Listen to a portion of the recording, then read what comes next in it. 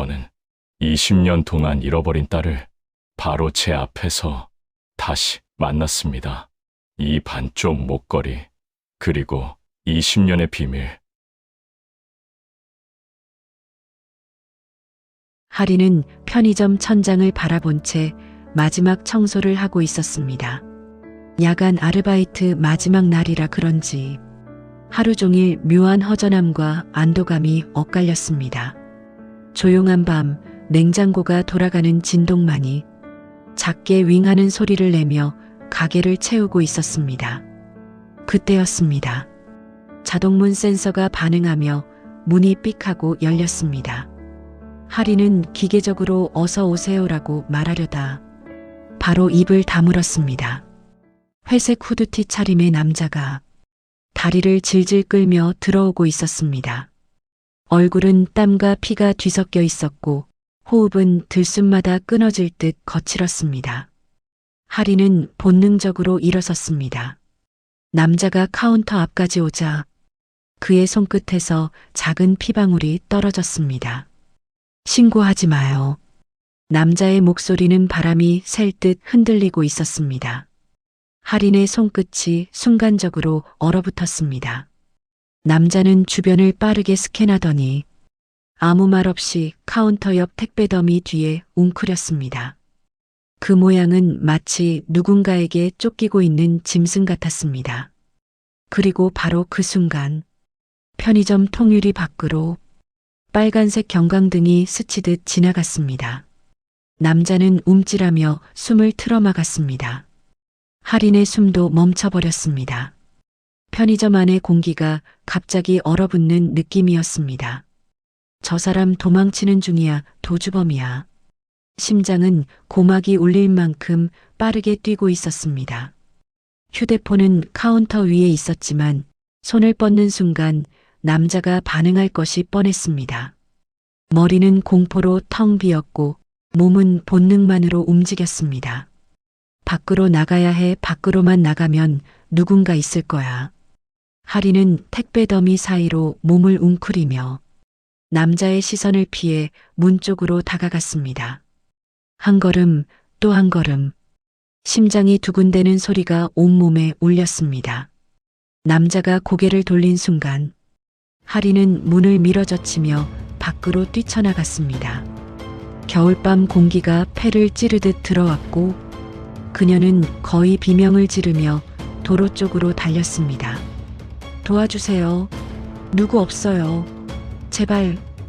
그 외침이 공기 중에 흩어지는 바로 그때 골목 끝에서 검은색 관용차 한 대가 급하게 회전하며 빛을 쏟아냈습니다. 라이트가 눈을 찌르듯 번쩍였고 차량은 급브레이크를 밟으며 하린 코앞에서 거칠게 멈춰섰습니다. 빠. 타이어가 바닥을 긁는 소리가 현장을 울릴 만큼 크게 퍼졌습니다. 하린은 눈을 감고 몸을 웅크린 채 팔로 얼굴을 막았습니다. 한동안 아무 소리도 들리지 않았습니다. 그리고 괜찮습니까? 중후하고 단단한 목소리가 들렸습니다. 하린이 조심스럽게 눈을 뜨자 정장 차림의 남자가 라이트 사이로 다가오고 있었습니다. 그 사람은 박지연 경찰청장이었습니다. 그는 하린을 내려다보는 순간 두 눈이 아주 잠시 흔들렸습니다. 빛 아래 드러난 하린의 얼굴, 그 놀란 눈매, 입술을 세게 담은 표정, 뺨을 타고 흐르는 땀줄기. 모든 것이 20대 시절 자신의 아내와 너무나 닮아 있었습니다. 말문이 막히는 듯 그는 단 1초 동안 움직이지 못했습니다. 편의점에 위험한 사람이 숨어 있습니다. 하리는 떨리는 목소리를 겨우 짜냈습니다. 그 말에 청장의 표정이 단단하게 굳었습니다.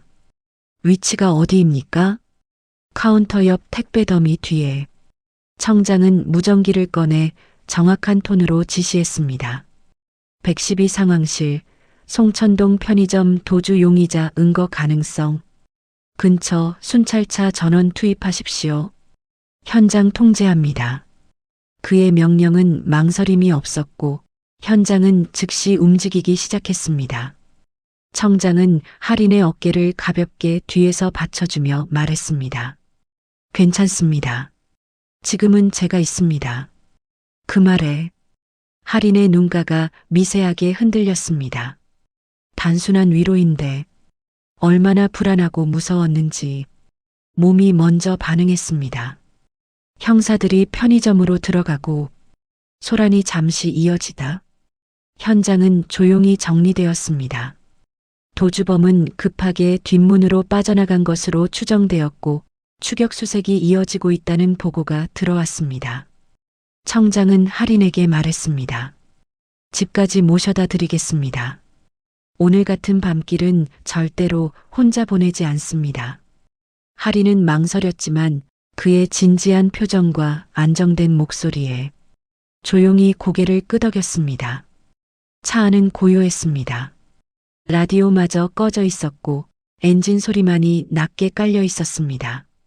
할인은 손을 포개 쥔 채 창밖을 바라보고 있었지만 손등이 떨리는 것을 감출 수 없었습니다. 청장은 그 모습을 백미러로 보고 묘한 감정에 사로잡혔습니다. 왜 이렇게 마음이 쓰이지? 어디서 봤더라 이 얼굴. 그리고 백미러 속에서 할인의 목에 걸린 반쪽짜리 하트 목걸이가 빛에 반사되어 은은하게 반짝입니다. 청장의 숨이 아주 미세하게 흔들립니다. 그 반짝임이 20년 전 잃어버린 어떤 형체와 겹치는 듯한 묘한 감각을 남겼습니다. 집 앞에 도착했을 때 문 앞에는 작은 상자 하나가 놓여 있었습니다. 할인은 당황한 표정으로 말했습니다. 이건 제게 온 거 아닌데요. 청장은 상자를 유심히 바라보며 말했습니다. 오늘은 너무 놀란 일이 많았습니다. 이런 상자는 내일 밝을 때 열도록 하십시오. 지금은 쉬는 것이 우선입니다. 할인은 조용히 고개를 끄덕였습니다. 청장은 돌아서려다 다시 한번 상자를 바라보았습니다. 말로 설명하기 어려운 기시감이 그의 가슴 한쪽에서 서서히 아주 서서히 움직이고 있었습니다. 할인은 상자를 들고 현관으로 들어가며 뒤돌아 청장을 바라봤습니다. 그의 눈빛이 어딘가 슬퍼 보였고 그 순간 자신도 설명할 수 없는 이상한 감정이 가슴 안에서 울렸습니다. 문이 닫히고 청장 자동차의 빛이 골목길을 비추며 멀어지는 동안 상자는 조용히 현관 앞에 놓여 있었습니다. 그 누구도 아직 모른 채 그 상자가 20해 동안 감춰진 비밀의 시작이라는 것을 할인은 현관 앞에서 한참 동안 움직이지 못했습니다. 문 옆에 놓인 작은 상자가 마치 누군가의 시선을 머금고 있는 것처럼 느껴졌기 때문입니다. 방금 전까지 일어났던 모든 일, 편의점의 공포, 골목의 어둠, 청장의 등장, 그 모든 것이 뒤섞여 가슴속이 아직도 요동치고 있었습니다. 그녀는 떨리는 숨을 크게 들이마시며 상자를 집 안쪽으로 조심스럽게 옮겼습니다. 상자는 오래된 종이 재질로 되어 있었고 테이프 끝은 이미 누군가 여러 번 붙였다 떼어낸 듯 울퉁불퉁했습니다. 할인은 스스로에게 말했습니다. 누가 왜 이런 걸 두고 간 거지? 그러나 청장의 말이 떠올랐습니다. 오늘은 너무 놀란 일이 많았습니다. 이런 상자는 내일 밝을 때 열도록 하십시오. 지금은 쉬는 것이 우선입니다. 그 말은 이상하게도 여전히 귓가에서 단단하게 울렸습니다. 그가 했던 말은 단순한 조언이 아니라 마치 오랜만에 누군가 자신을 보호해주는 듯한 짧지만 따뜻한 울타리처럼 느껴졌습니다. 할인은 결국 상자를 식탁 위로 옮겨놓고 혹시 모를 불안함을 눌러두기 위해 씻고 옷을 갈아입기로 했습니다. 그러나 샤워기를 틀고 물소리가 쏟아지기 시작해도 마음 한편이 진정되지 않았습니다. 상자의 그림자가 문틈 너머로 느껴지는 듯했고 그 안에 무엇이 들어있는지 모른다는 사실이 자꾸만 머릿속을 찔러댔습니다. 잠시 후 머리를 말리며 거실로 나오자 테이블 위 상자가 더 크게 보였습니다. 하리는 애써 시선을 돌리고 창문을 열어 시원한 밤 공기를 들였습니다. 도심의 겨울 냄새가 희미하게 스며들었고 그 공기 속에 섞인 경광등 잔향 같은 느낌이 아직도 피부에 남아 있었습니다. 오늘 정말 무슨 날인지 그녀는 혼자 중얼거리며 아직도 떨리는 손을 자각했습니다. 편의점에서 남자가 했던 신고하지 말라는 속삭임이 귓가에 남았고 달리던 순간 자동차가 멈추지 않았으면 어땠을까. 그 생각에 심장이 또 한 번 뛰었습니다. 그리고 그 부재를 채워준 사람. 박지연 경찰청장. 그가 자신을 향해 했던 첫 마디, 괜찮습니까? 그 한 문장에 담긴 이상한 안도감. 낯선 사람인데 왜인지 모르게 오래 알고 지낸 사람처럼 느껴졌습니다. 그의 얼굴, 빛이 스칠 때 드러난 그 눈빛은 마치 누군가를 잃고 오래 기다려온 사람 같은 슬픔이 깃들어 있었습니다. 하리는 소파에 앉아 무릎을 끌어안았습니다. 오늘의 긴장과 피로가 몰려왔지만 머릿속은 더욱 복잡해졌습니다. 그러다 문득 휴대폰 화면에 떠있는 이름을 보며 다시 정적이 흘렀습니다. 박지연 경찰청장. 현장에서 그녀를 보호하던 단단한 어깨, 집 앞에서 상자를 보며 잠시 멈칫하던 그의 눈빛, 그리고 떠나기 전 조용히 건넸던 말. 지금은 쉬는 것이 우선입니다. 그 말이 이상하게 무겁게 가슴속에 내려앉았습니다. 오랜만에 누군가에게 쉬어도 괜찮다는 말을 들었던 것 같습니다. 밤은 더 깊어졌습니다. 하지만 잠은 오지 않았습니다. 상자 때문인지 청장을 바라보았을 때 느껴진 묘한 끌림 때문인지 알 수 없었습니다. 그녀는 결국 거실 불을 끄고 방불만 켠 채 누웠습니다. 하지만 누워서도 시선은 계속 문밖 테이블 위의 상자를 향하고 있었습니다. 마치 상자가 그녀에게 말을 걸기라도 하는 듯 시선이 쉽게 떨어지지 않았습니다. 이상해, 왜 이렇게 마음이 쓰이지. 잠이 들 듯 말 듯한 그때 손목에서 작은 금속성 소리가 들렸습니다. 할인이 평소 늘 차고 있던 반쪽짜리 하트 목걸이였습니다. 목걸이가 조용히 흔들리며 은은한 빛을 냈습니다. 할인은 손끝으로 그것을 가만히 쥐었습니다. 익숙하지만 가끔은 이유 모를 낯설음을 주던 그 목걸이. 어릴 적부터 늘 가지고 있던 물건인데 어떤 날은 이 목걸이를 볼 때마다 왠지 모르게 마음이 불안해지거나 자꾸 시선이 끌리는 날이 있었습니다. 그녀는 눈을 감으며 속삭였습니다. 이 목걸이도 저 상자도 왜 이렇게 오늘 마음을 흔드는 걸까? 하리는 그렇게 깊지 않은 잠에 빠져들었습니다. 그러나 상자 속은 고요히 말없는 무게를 품은 채 그녀의 집안에 놓여 있었습니다.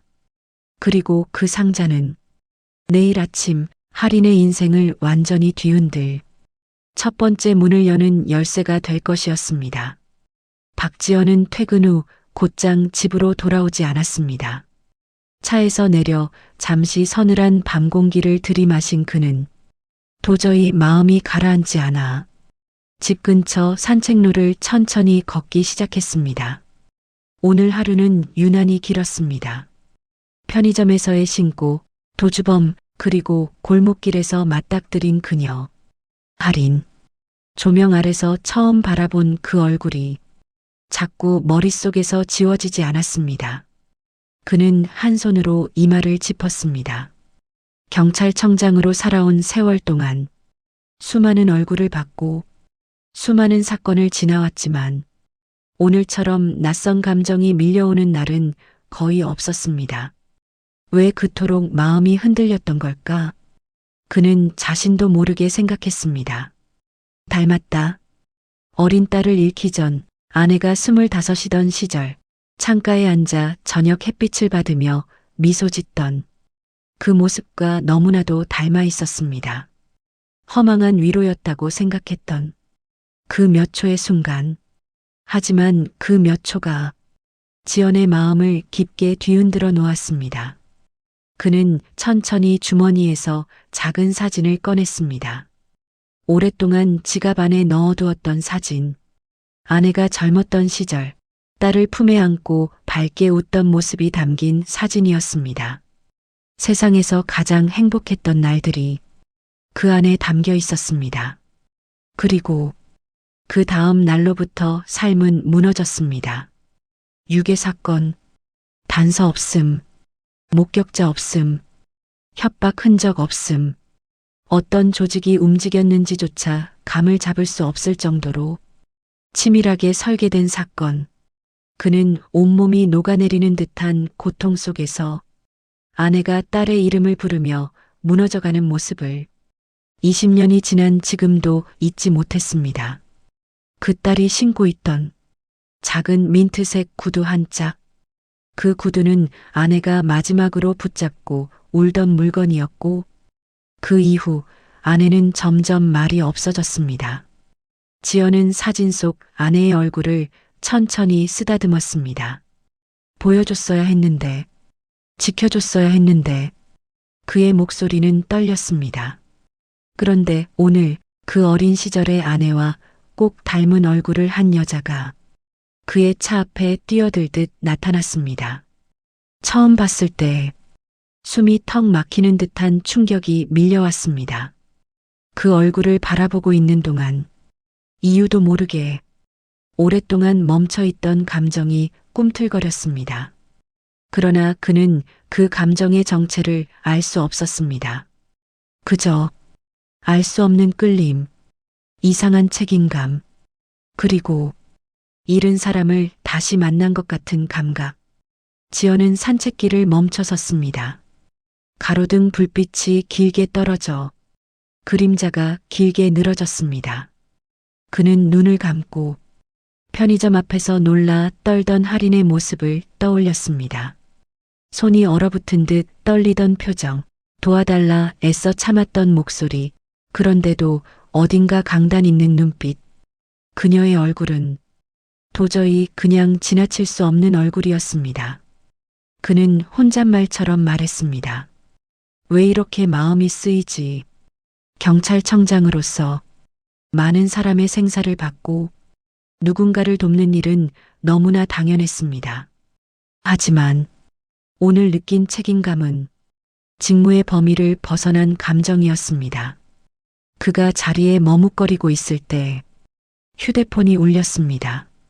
부하 직원의 번호였습니다. 청장님, 아까 신고하신 편의점 사건 관련입니다. 도주범은 아직 검거하지 못했습니다. 현재 인근 수색을 진행 중입니다. 그래서 CCTV 확보는 근처 골목 CCTV가 하나 있습니다만 영상 파일을 전송해 드릴까요? 지연은 잠시 말을 멈췄습니다. 원래 이런 사소한 사건은 청장이 직접 챙기지 않습니다. 그러나 그는 담담히 답했습니다. 보내라. 그는 스스로도 이유를 알 수 없었습니다. 하지만 그 골목을 한 번 더 보고 싶었습니다. 그리고 할인이 뛰쳐나온 그 방향, 그녀가 두려움에 떨며 달렸던 길을 직접 눈으로 확인하고 싶었습니다. 그 감정은 직무를 넘어선 설명할 수 없는 끌림이었습니다. 잠시 후 휴대폰으로 전송된 CCTV 영상 파일이 도착했습니다. 지연은 가로등 아래 벤치에 앉아 조심스럽게 영상을 재생했습니다. 화면 속에는 골목길을 뛰어나오는 할인의 모습이 흐릿하지만 분명하게 찍혀 있었습니다. 그는 그 화면을 보는 순간 심장이 덜컥 내려앉는 느낌을 받았습니다. 가슴 깊은 곳이 이유 없이 아리고 숨이 막히는 듯 답답했습니다. 마치 20년 전 마지막으로 딸을 보낸 그날 눈앞에서 뛰어가는 작은 그림자를 다시 보는 것 같은 감각이었습니다. 그는 화면에서 눈을 떼지 못했습니다. 왜 이렇게 그는 한 번 더 화면을 재생하며 혼자 중얼거렸습니다. 내가 왜 자꾸 저 아이에게 마음이 가는 거지? 그날 밤 박지연의 마음속에서 오랫동안 잠들어 있던 감정이 천천히 깨어나기 시작했습니다. 그리고 그 감정은 곧 다가올 거대한 진실의 문을 열어젖히는 첫 신호가 되고 있었습니다. 결혼식장 입구는 은은한 꽃향기와 따뜻한 조명이 감돌고 있었습니다. 하리는 새하얀 드레스를 매만지며 심호흡을 길게 내쉬었습니다. 오늘은 그녀가 기다려온 날이었습니다.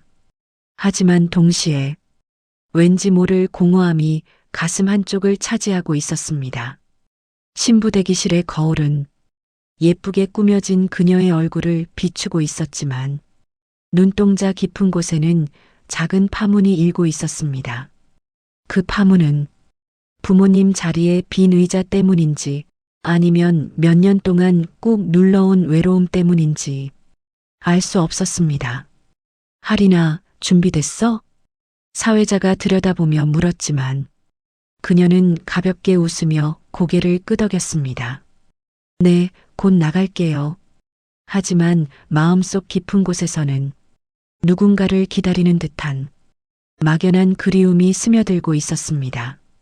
그녀를 대신해 버질로드를 걸어주기로 한 보육원 원장님이 오늘은 몸이 좋지 않아 병원으로 실려갔다는 연락이 조금 전 도착했습니다.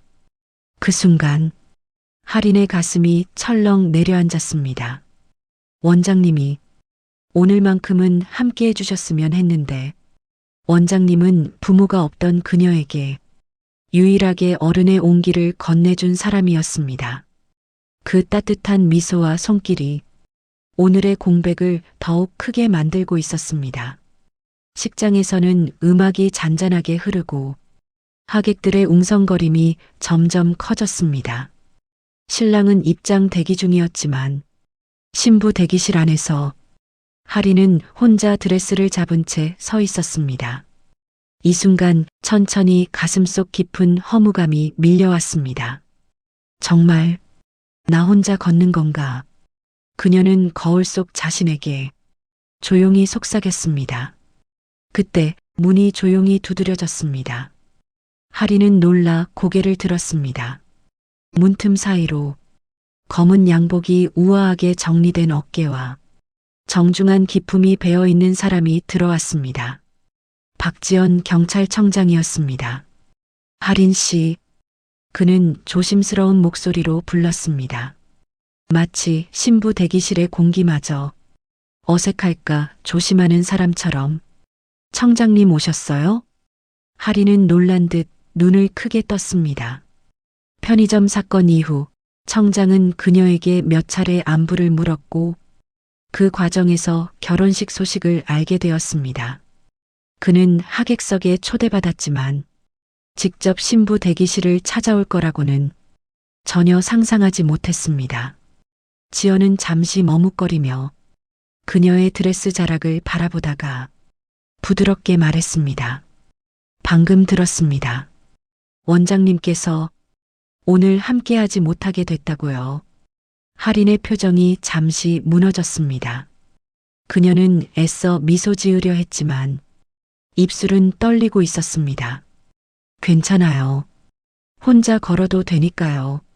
하지만 그 말이 진심이 아니라는 것을 지연은 너무나 쉽게 알아차릴 수 있었습니다. 그는 그녀를 향해 천천히 다가왔습니다. 왠지 모를 묵직한 책임감이 그의 발걸음을 움직이게 한 것처럼. 하린 씨, 그녀는 고개를 들었습니다. 지연은 부드럽지만 단단한 눈빛으로 말했습니다. 제가 대신 걸어도 되겠습니까? 말이 끝난 순간 시간이 잠시 멈춘 듯한 정적이 흘렀습니다. 하린의 눈동자가 조용히 흔들렸습니다. 당황, 놀람, 그리고 이유 모를 따뜻함이 천천히 그녀의 표정에 스며들었습니다. 정말 괜찮으시겠어요? 지연은 미소를 짓지도 과하게 감정을 드러내지도 않았습니다. 다만 그의 말은 담담했지만 묘하게 깊은 울림이 있었습니다. 저에게도 영광입니다. 그 한 문장이 할인의 마음을 조용히 무너뜨렸습니다. 갑자기 눈물이 차올라 재빨리 고개를 돌렸지만 이미 그녀의 눈가에는 빛이 번져 있었습니다. 감사합니다, 청장님. 지연은 고개를 숙이며 그녀의 손등 위에 자연스럽게 그의 손을 올렸습니다. 그 손길은 따뜻하고 안정적이었고 그 순간 할인의 마음속 어딘가에서 오랫동안 갈 곳을 잃었던 감정 하나가 천천히 녹아내리는 듯 했습니다. 결혼식장의 문이 열리고 순백의 조명이 길게 드리워졌습니다. 사회자의 목소리가 울려 퍼졌습니다. 이제 신부님 입장하겠습니다. 할인은 천천히 한 걸음을 내디뎠습니다. 그리고 그 옆에는 지금 이 순간만큼은 그녀의 보호자 역할을 맡은 한 남자가 있었습니다. 두 사람이 나란히 걸어가는 모습을 본 하객들 사이에서 작은 속삭임이 일어났습니다. 저 사람 경찰청장 아니야? 근데 둘이 어쩜 저렇게 닮았지? 그 속삭임은 결혼식장의 공기를 흔들 듯 퍼져나갔습니다. 지연은 옆에서 할인을 잔잔한 눈빛으로 바라보았습니다. 그 눈빛에는 설명할 수 없는 감정이 서서히 떠오르고 있었습니다. 버질로드 끝에 도착했을 때 지연은 아주 조심스럽게 할인의 손을 신랑의 손 위에 올려놓았습니다. 그 짧은 순간 그의 눈에는 말로 표현할 수 없는 아릿함이 스쳤습니다. 그는 자신의 딸에게 해주지 못했던 일을 지금 이 자리에서 누군가에게 대신 해주고 있었습니다. 할인은 떨리는 목소리로 말했습니다. 감사합니다, 청장님. 지연은 한 걸음 물러서며 조용히 답했습니다. 행복하십시오. 그 순간 할인의 작은 속마음이 터져 나왔습니다. 왜 이렇게 마음이 따뜻할까? 정말 아버지가 이런 분이었으면 좋겠다. 그리고 그 감정은 두 사람을 향해 다가오는 운명의 실이 조용히 엮이기 시작한 첫 순간이었습니다. 결혼식장은 은은한 조명 아래 잔잔한 피아노 선율이 흐르고 있었습니다. 누군가는 눈물을 훔쳤고 누군가는 행복을 축복하며 웃고 있었지만 박지연의 마음속은 설명할 수 없는 울림으로 가득 차 있었습니다. 버질로드 끝에서 할인의 손을 신랑에게 건네던 그 순간 그의 심장 깊은 곳에서 오래 묻어두었던 감정이 갑자기 고개를 들었습니다. 그는 하객석으로 돌아와 조용히 자리에 앉았습니다. 하지만 시선은 자꾸만 신랑 옆에서 환하게 웃고 있는 할인에게로 향했습니다. 식장은 축복의 분위기로 가득했지만 지연은 한동안 숨을 고르지 못했습니다. 왜 이렇게 마음이 쓰이지? 그는 손등을 조심스레 세게 쥐어보았습니다.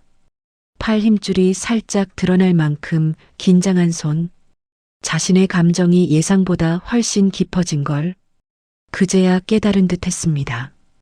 결혼식이 끝나고 신랑과 할인이 하객들을 향해 인사하자 식장 앞에서 두 사람을 축하하려는 사람들로 행복한 소란이 일었습니다. 그때 할인이 조심스레 다가와 청장을 향해 예의를 갖춰 인사했습니다. 청장님 정말 감사했습니다. 오늘 아니었으면 저 혼자였을 거예요. 그 말은 애써 담담하게 말했지만 목소리 깊은 곳에서 작은 떨림이 묻어났습니다. 지연은 순간 그녀의 말이 명치 끝을 깊게 눌러오는 것처럼 가슴이 저려왔습니다. 아닙니다. 제가 할 수 있는 일이라면 그저 다행입니다. 그는 감정을 들키지 않기 위해 천천히 시선을 돌렸습니다. 하지만 할인은 그의 어딘가 멈추어 있는 표정을 보며 다시 한번 묘한 감정이 번져오는 걸 느꼈습니다. 정말 따뜻하신 분이시네요, 청장님. 짧은 칭찬이었지만 그 말은 지연의 마음을 흔들어 놓았습니다. 그는 가벼운 미소를 지으며 자연스럽게 대화를 돌렸습니다. 신혼여행은 어디로 가십니까? 제주도로요. 일단 가까운 곳부터 둘이 가서 천천히 정리도 하고 싶은 마음이에요. 지연은 고개를 끄덕였습니다. 좋은 시간 보내십시오. 힘든 날이 있었다 해도 앞으로는 더 행복할 날만 남아있을 겁니다. 그 말은 축복이었지만 어딘가 뼈아픈 진심이 묻어 있었습니다. 하리는 그 마음을 어렴풋이 느낄 수 있었습니다. 잠시 후 신랑이 하린을 부르며 손을 흔들었습니다. 하린아, 사진 찍자. 하린은 청장을 향해 다시 고개를 숙이며 활짝 웃었습니다. 다녀와서 또 인사드릴게요, 청장님. 그래요. 몸 조심히. 하린은 발걸음을 멈추다 말고 살짝 되짚어 묻듯이 되돌아봤습니다.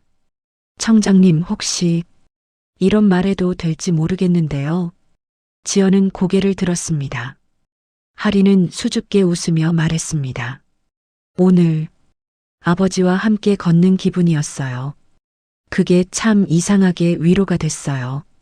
그 말은 지연의 가슴 한가운데로 정확히 떨어지는 말 같았습니다. 숨이 잠시 멎은 듯 그는 대답을 잇지 못했습니다. 왜냐하면 그 말은 그가 20년 가까이 마음속 깊은 곳에서 붙들고 있던 그리움의 정수였기 때문입니다. 그는 겨우 숨을 고르고 차분한 목소리로 답했습니다. 그렇게 느꼈다면 저도 영광입니다. 그는 그 이상 말을 이어갈 수 없었습니다. 한마디만 더하면 감정이 흔들릴 것 같았기 때문입니다. 하리는 마지막으로 감사하다는 눈빛을 보내고 신랑과 사진을 찍으러 걸어갔습니다. 지연은 그 뒷모습을 한동안 바라보고 있었습니다. 그녀의 웨딩드레스 자락이 태양빛을 받아 은은하게 빛났습니다. 그 모습은 마치 오래전 자신의 딸을 품에 안았던 그날과 묘하게 겹쳐 보였습니다. 왜 이렇게 마음이 아리지? 그가 고개를 떨군 순간 옆에서 누군가 속삭였습니다. 신부님, 오늘 정말 예쁘시네요. 근데 저분은 누구시죠? 모르겠어. 근데 둘이 너무 닮지 않았어? 응, 나만 그런 줄 알았는데. 그 속삭임은 지연의 마음 깊은 곳을 다시 한번 건드렸습니다. 왜 이렇게 닮았던 걸까? 피 한 방울 섞이지 않았다면 설명할 수 없는 닮음이었고, 만일 섞였다면 너무도 당연한 닮음. 그러나 그는 아직 그 문을 열 생각조차 할 수 없었습니다. 식이 마무리되고 신혼여행을 떠나는 할인을 배웅한 뒤 식장은 조용히 빛을 잃어갔습니다. 하지만 지연의 마음속에서는 여전히 그날의 조명이 흐릿하게 남아 있었습니다. 왜 하필 오늘, 왜 하필 그 얼굴이 그에게는 알 수 없었지만 오늘이 그의 인생을 다시 뒤흔들 날의 첫 장면이었다는 것만은 분명했습니다. 제주도의 바람은 도시의 공기와는 다른 결을 갖고 있었습니다. 잔잔한 바다 냄새, 멀리서 들려오는 파도 소리, 그리고 눈부신 햇빛 아래 펼쳐진 짙푸른 하늘. 하리는 호텔 발코니에 서서 부드럽게 불어오는 바람을 느꼈습니다. 새하얀 커튼이 바람에 흔들리는 소리가 기분 좋게 울렸습니다. 결혼식을 마친 지 겨우 하루였지만 그녀의 마음은 어느 때보다도 따뜻하게 차올라 있었습니다. 신랑은 침대 위에 앉아 여행 계획을 살피며 웃고 있었습니다. 내일부터 산책도 하고 드라이브도 하고 너 먹고 싶다는 전복죽도 먹으러 가자. 하리는 그 모습만으로도 고마움이 밀려왔습니다. 자신을 진심으로 사랑해주는 사람이 곁에 있다는 것은 어쩌면 기적에 가까웠습니다. 그녀는 발코니 난간을 손끝으로 가만히 쓸며 혼자 속으로 속삭였습니다. 행복하다. 정말 이제는 행복해도 되는 걸까? 하지만 행복은 언제나 과거의 그림자를 조용히 불러오는 법이었습니다. 결혼식장에서 버질로드를 걸어주던 한 남자의 손길, 그 따뜻함은 결혼식의 여운만큼이나 그녀의 마음에 깊이 남아 있었습니다. 신랑의 다정함 아래에서 분명 그녀는 오늘도 웃고 있었지만 문득문득 그 남자의 시선이 떠올랐습니다.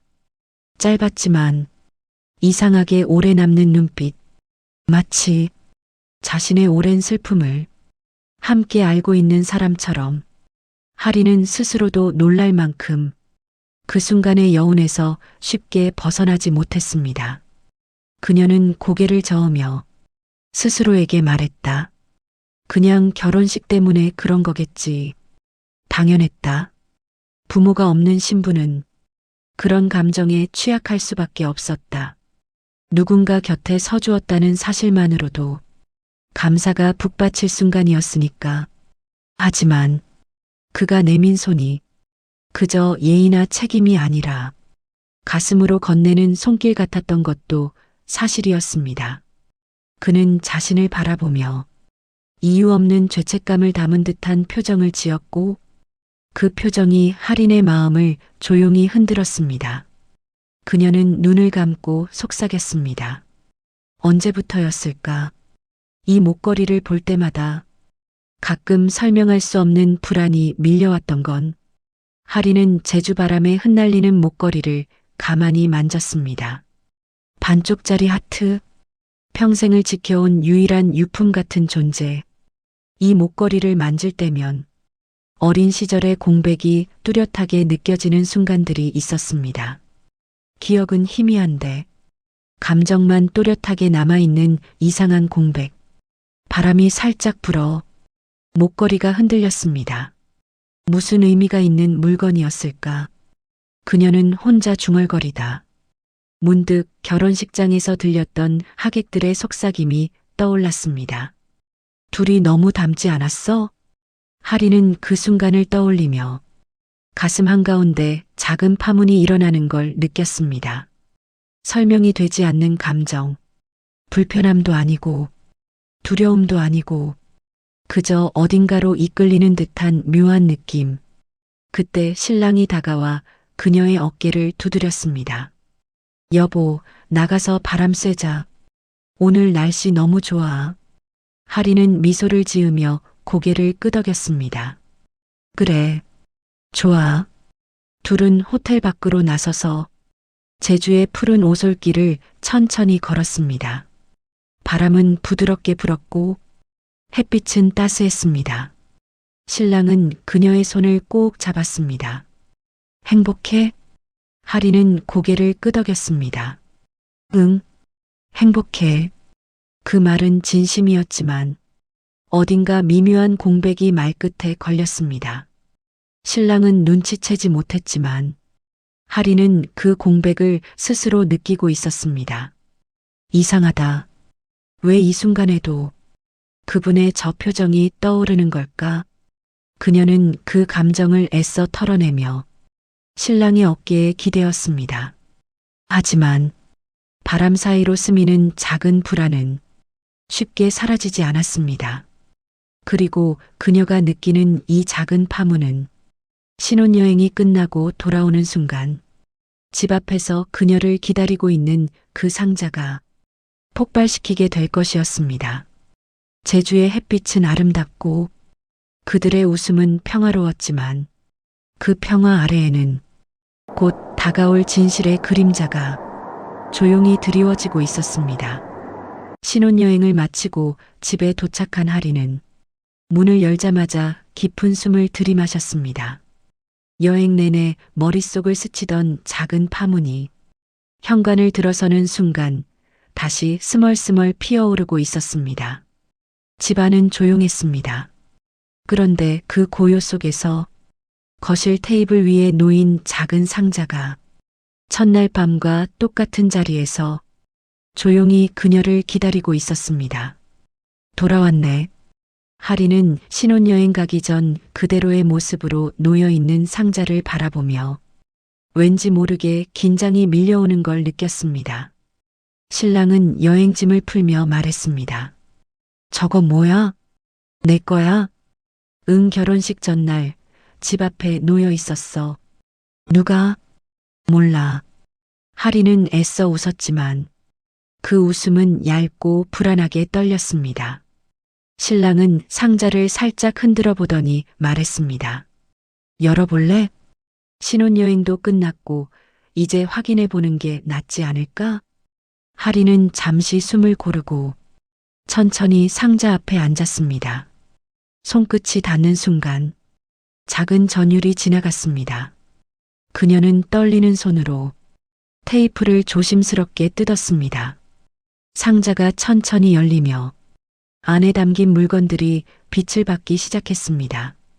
그리고 그 순간 하린의 심장이 크게 뛸 만큼 이상한 감정이 몸 안에서 솟구쳤습니다.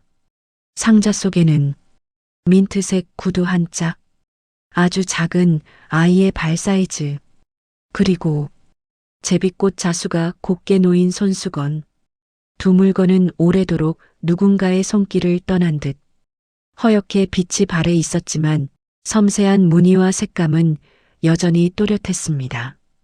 하린의 손이 순간적으로 굳었습니다. 이게 뭐지? 그녀는 손수건을 천천히 꺼내 들었습니다. 손수건은 오래된 듯하지만 정성스럽게 바느질된 꽃무늬가 그녀의 마음을 미묘하게 흔들었습니다. 그리고 동시에 뇌리 깊은 곳에서 어린 시절의 감각이 미세하게 움직이기 시작했습니다. 수십 년 동안 잊고 살았던 어둡고 따뜻하고 흐릿했던 무언가, 그리고 눈앞이 어지러질 흔들리며 짧은 이미지 하나가 번개처럼 스쳤습니다. 어떤 여자의 손, 자잘한 바느질 자국, 그 손이 자신의 작은 외투에 손수건을 넣어주던 감각. 하리는 갑자기 숨이 막혀 말을 잇지 못했습니다. 여보, 괜찮아? 신랑이 다가왔지만 하리는 손수건을 꼭 쥔 채 가볍게 고개를 저었습니다. 아니, 아직 잘. 하지만 말을 끝내지 못한 채 그녀의 시선은 다시 민트색 구두로 향했습니다. 작고 예쁜 그 한 짝. 그녀는 천천히 구두를 손에 올렸습니다. 손끝에 닿는 순간 또 다른 기억의 파편이 찌르는 듯 떠올랐습니다. 흐릿한 복도, 아이 울음소리, 그리고 작은 발에 신겨져 있던 민트색 구두. 한쪽은 벗겨지고 누군가가 다급하게 그녀를 끌어안던 장면. 하리는 숨을 들이켰습니다. 왜 이런 게? 신랑은 걱정스러운 목소리로 물었습니다. 설마, 혹시 내 어린 시절 물건? 하리는 목걸이를 손으로 꽉 쥐며 천천히 고개를 저었습니다. 아니야, 그럴 리 없어. 어린 시절 나는 이 반쪽짜리 목걸이 하나만 가지고 있었으니까. 그 외의 물건은 정말 아무것도 기억나지 않아. 이어지는 원문 그대로. 그녀는 실제로 자신의 과거를 거의 기억하지 못했습니다. 기억이라고 할 만한 건 보육원에서의 몇 해, 그리고 그 이전의 검은 공백뿐이었습니다. 그 공백 속에 민트색 구두 같은 선명한 신발은 없었습니다. 그녀는 갑자기 가슴이 쿵 내려앉는 느낌을 받았습니다. 누가 이런 걸? 왜? 신랑이 그녀의 어깨를 감싸 안았습니다. 혹시 결혼식 전에 무슨 일 있었어? 이 상자가 그때부터 있었던 거라고 했잖아. 하리는 깊은 숨을 들이쉬며 조심스럽게 입을 열었습니다. 응, 편의점에서 사건 하나 있었어. 그리고 그날 밤 한 분이 우리 집 앞까지 잠시 데려다 주셨어. 신랑은 고개를 들었습니다. 누군데? 경찰청장님이야. 신랑의 눈빛이 잠시 흔들렸습니다. 경찰청장이 너를 집까지? 응, 그리고 상자를 보셨는데 지금 열지 말라고 그랬어. 신랑은 말없이 상자 속 물건을 쳐다보았습니다. 왜 그러셨을까? 하리는 입술을 깨물었습니다. 눈앞에 놓인 손수건과 구두는 단순한 물건이 아니라 마치 누군가의 오래된 메시지처럼 보였습니다. 그리고 그 메시지의 중심에 자신의 과거가 서 있는 듯 했습니다. 그녀는 손수건을 다시 바라보며 조용히 중얼거렸습니다. 이상해. 처음 보는 물건인데 왜 이렇게 가슴이 아리지? 신랑은 다가와 그녀의 손을 잡았습니다. 하리나, 이건 그냥 우연일 거야. 그냥 누군가 잘못 놓고 간 거겠지. 하지만 하리는 알 수 있었습니다. 이건 우연이 아니라는 것을.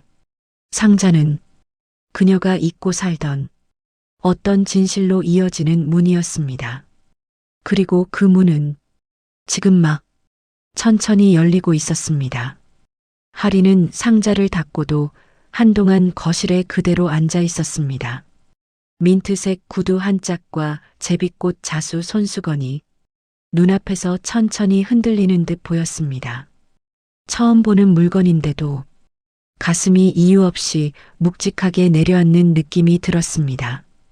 왜 이렇게 낯선데 마음이 흔들리는 걸까? 그때 휴대폰이 진동했습니다. 발신자 박지연 청장. 하리는 놀라 잠시 멈칫했습니다. 전화를 받기까지 짧은 숨을 여러 번 들이켰습니다. 여보세요, 청장님. 하린 씨, 혹시 그 상자 열어보셨습니까? 걱정돼서 연락드렸습니다. 목소리는 평소보다 낮고 조심스러웠습니다. 하리는 애써 담담히 대답했습니다. 네, 열어봤습니다. 그런데 별거 아니었습니다. 아이들 물건 같았습니다. 저와는 상관없는 것 같습니다. 잠시 정적이 흘렀습니다. 전화기 너머에서 청장이 천천히 숨을 들이마시는 소리가 들렸습니다. 그렇습니까? 그렇다면 다행입니다.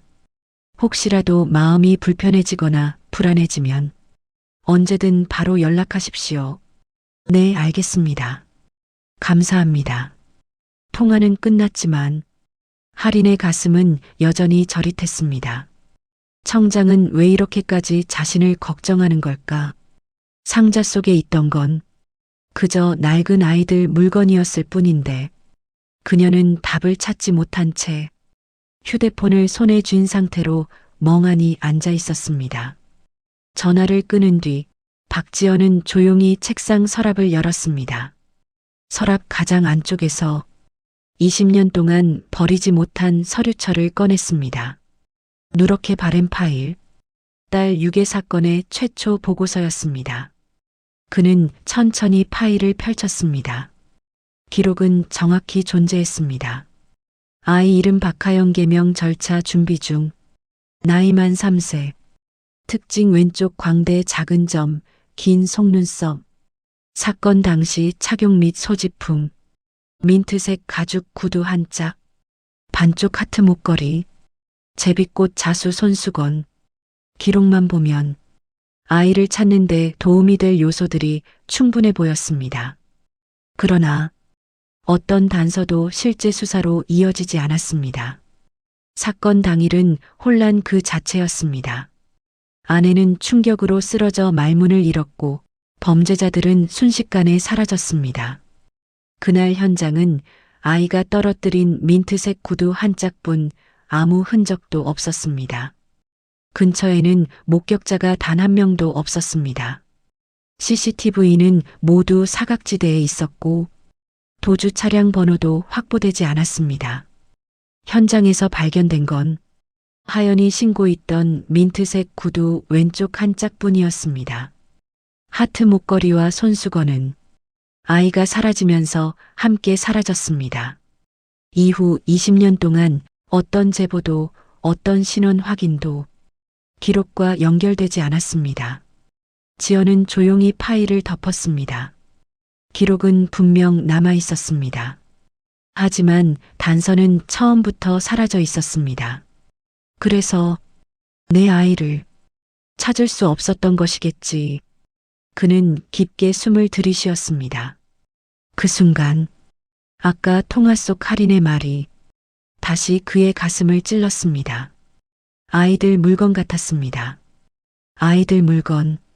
하연이 마지막으로 갖고 있었던 것들도 모두 어린아이의 물건이었습니다. 왜 오늘따라 그 말이 이렇게 마음을 흔드는 걸까? 지연은 창밖을 오래 바라보았습니다. 20년 전부터 멈춰있던 과거의 그림자가 천천히 아주 미약하게 다시 움직이기 시작하고 있었습니다. 제발, 이번엔 아무 일도 아니길 바랍니다. 정말 아무 일도 아니길. 밤 공기가 손끝을 스치는 순간 강도연은 어둡게 가라앉은 눈으로 아파트 단지를 오래 바라보았습니다. 그의 가슴 안에서는 20년 동안 봉인해 두었던 무언가가 서서히 그러나 확실하게 깨어나고 있었습니다. 그는 거의 들리지 않는 목소리로 중얼거렸습니다. 돌아왔네. 그가 바라보는 곳은 할인의 집 현관 앞이었습니다. 며칠 전까지 그곳엔 작은 상자가 조용히 놓여 있었고 누군가 그 상자를 가져간 흔적만 남아 있었습니다. 그 흔적 하나가 그의 심장을 다시 죄어오기 시작했습니다.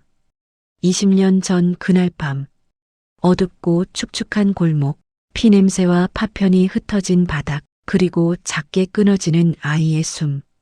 괜찮아. 괜찮아, 아저씨가 지켜줄게. 강도연은 떨리는 두 팔로 작은 아이를 안고 달리고 있었습니다. 아이의 한쪽 발은 이미 신발이 벗겨져 허공에 흔들리고 있었습니다. 다급히 끌려가던 와중에 민트색 구두 한 짝이 저 멀리 굴러가 사라졌습니다. 그 순간 아이의 입에서 미약한 소리가 새어나왔습니다. 하리을. 그 소리가 이름인지 울음인지 아니면 마지막으로 내뱉은 요청인지 그때도 알 수 없었고 지금도 알 수 없었습니다. 그리고 바로 다음 순간 강한 충격이 뒤통수를 덮쳤고 세상이 통째로 뒤집혔습니다. 아이의 체온은 순식간에 그의 품에서 사라졌습니다. 그것이 강도연이 기억하는 마지막 장면이었습니다. 현재 기억이 스스로 깨어나는 순간 강도연은 두 손으로 얼굴을 감싸 쥐었습니다. 심장이 갑자기 속도를 잃은 듯 흔들리며 20년 동안 깊게 파묻어 두었던 그날의 기억이 스스로 되살아나는 듯 가슴을 파고들었습니다. 왜 지금 이 기억이? 그는 숨을 고르려 애썼지만 가슴은 오히려 더 거칠게 흔들렸습니다. 잊으려고, 정말 잊으려고 했는데 그의 어깨는 스스로 멈추지 못하는 떨림에 잡혀 있었습니다. 왜 지금 이렇게 선명해지는 거지? 강도연은 천천히 휴대폰을 꺼냈습니다. 며칠 전 찍어 놓았던 할인의 집 앞 상자 사진을 꺼냈습니다. 상자에 적힌 글씨, 약속을 지켜. 그 문구는 20년 동안 단 한 번도 스스로에게 용납하지 못했던 그날의 맹세를 그대로 되돌려 던지고 있었습니다. 아저씨가 지켜줄게. 아이에게 했던 말, 지키지 못했던 약속. 그 약속이 이제 누군가에 의해 그에게 다시 돌아오고 있었습니다. 그는 고개를 들었습니다. 창문 너머 거실 조명 아래에서 할인이 무언가를 바라보는 모습이 보였습니다. 민트색 구두, 제비꽃 자수 손수건, 그 물건들이 다시 이 세상으로 떠올랐다는 사실 하나가 그의 폐를 죄어오기 시작했습니다. 설마 그의 입술이 떨렸습니다. 그 아이가 살아 있었다면 그는 말을 잇지 못했습니다. 그저 심장만이 정답처럼 빠르고 강하게 그의 몸을 두드리고 있었습니다. 왜냐하면 20년 전 들었던 그 작은 음절 하나가 지금의 이름과 너무도 닮아 있었기 때문입니다. 할인, 할인, 할인.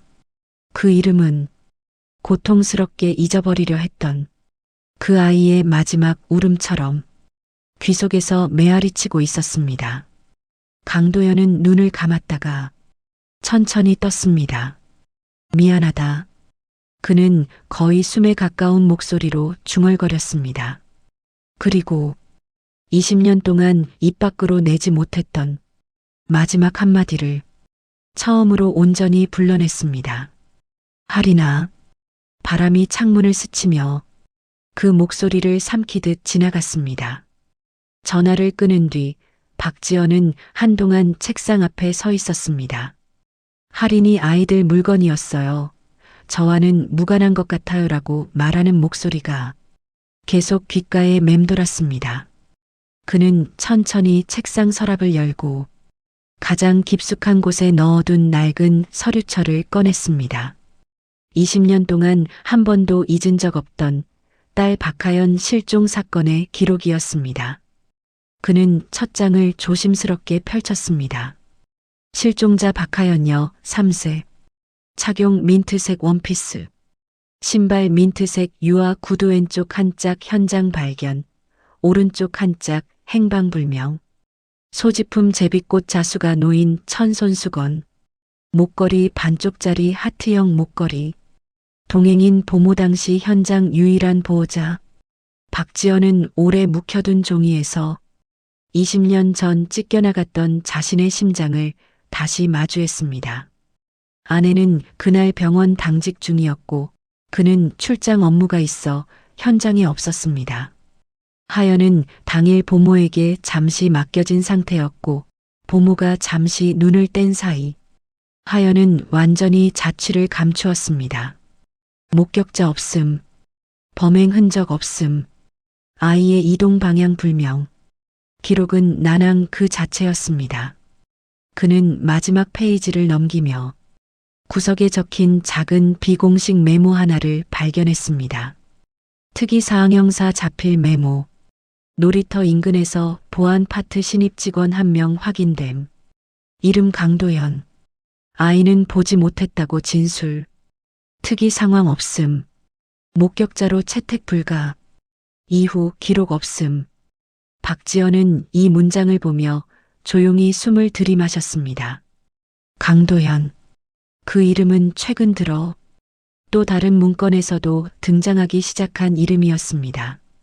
며칠 전 확보된 휴대폰에서 이런 메시지가 발견되었기 때문입니다. 그 아이 돌아왔습니까? 그 메시지가 떨리는 손으로 쓰였다는 것이 지문 분석에서 선명하게 드러났습니다. 그리고 발신자 이름은 바로 강도연. 박지연은 서류철을 내려다보며 생각에 잠겼습니다. 강도연 20년을 관통하는 그림자. 강도연은 현재 경찰청 보안과 과장이었습니다. 철저하고 조용하며 단 한 번의 실책도 없던 인물. 기밀자료 접근권을 가진 내부 핵심 인력이었습니다. 그러나 20년 전 그는 사건 현장 인근에서 신입 보안요원으로 순찰을 돕고 있었습니다. 그는 아무것도 보지 못했습니다라고 진술했고 기록에서 자연스럽게 빠져나갔습니다. 수사팀도 그의 말에 의심을 두지 않았습니다. 그는 당시 너무 낮은 직급이었고 사건 현장은 너무 조용했기 때문입니다. 그러나 이제 어쩌면 그는 그날 가장 중요한 한 가지를 알고 있었던 사람일지 모른다는 또렷한 의심이 생겨나고 있었습니다. 박지연은 서류철을 덮으며 맥박이 빨라지는 것을 느꼈습니다. 과거의 단서와 현재의 단서가 완전히 일치했습니다. 민트색 유아 구두 한 짝, 제비꽃 자수 손수건, 반쪽짜리 하트 목걸이. 이것들은 20년 전 실종 사건 기록에 적힌 하연의 소지품과 할인이 상자에서 꺼낸 물건들이 단 하나도 어긋나지 않음을 의미했습니다. 그리고 그녀가 목에 걸고 있던 반쪽짜리 하트 목걸이까지. 박지연은 눈을 감았습니다. 왜 지금, 왜 하필 지금 이런 단서들이 다시 나타나는 거지. 이제 더는 부정할 수 없었습니다. 할인이 그 아이일 수도 있습니다. 내 딸일 수도 있습니다. 그는 파일을 조용히 얹고 숨을 고르며 속삭였습니다. 아직 아니다. 확인되기 전까지는 말을 꺼낼 수 없습니다. 그러나 그의 가슴 속에서는 20년 동안 멈춰있던 시간이 조용히 다시 움직이기 시작했습니다. 하리는 박스를 다시 덮은 뒤 천천히 소파에 몸을 기대었습니다. 손끝에 닿았던 민트색 구두의 감각이 아직도 미세하게 남아 있었습니다. 그 신발을 들었을 때 마치 아주 어린 시절 누군가가 자신을 급히 끌어안았던 감각이 번개처럼 스쳤습니다. 설명할 수 없는 감정이었습니다. 이상해. 하리는 작게 중얼거리며 조용히 숨을 골랐습니다. 신랑은 씻을 준비를 하며 말했습니다. 여보, 괜찮아? 얼굴이 좀, 응, 괜찮아. 조금 피곤해서 그래. 말은 그렇게 했지만 그녀의 마음속 파문은 쉽게 가라앉지 않았습니다. 거실 테이블 위에 작은 상자는 조용히 있지만 그녀의 삶 전체를 흔드는 듯 했습니다. 그 시각 박지연은 집무실 의자에 앉아 아까의 통화를 되짚고 있었습니다. 아이들 물건이었어요. 저랑은 관계 없을 것 같아요. 하리는 그렇게 말했지만 지연의 가슴은 쉽게 가라앉지 않았습니다.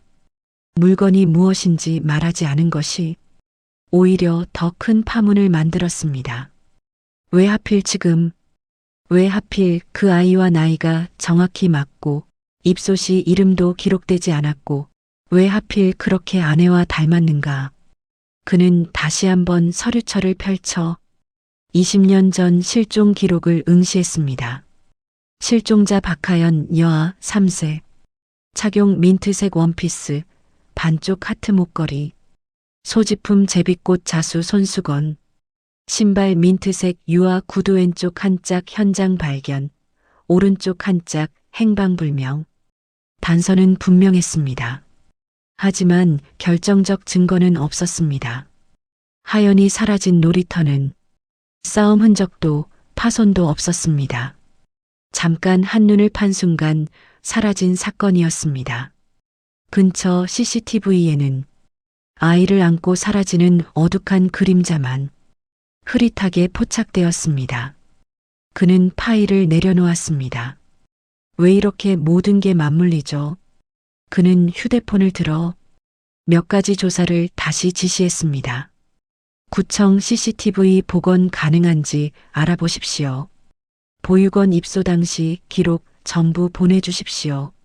하린 씨 발견 지역 주변 사건 기록도 다 조회하십시오.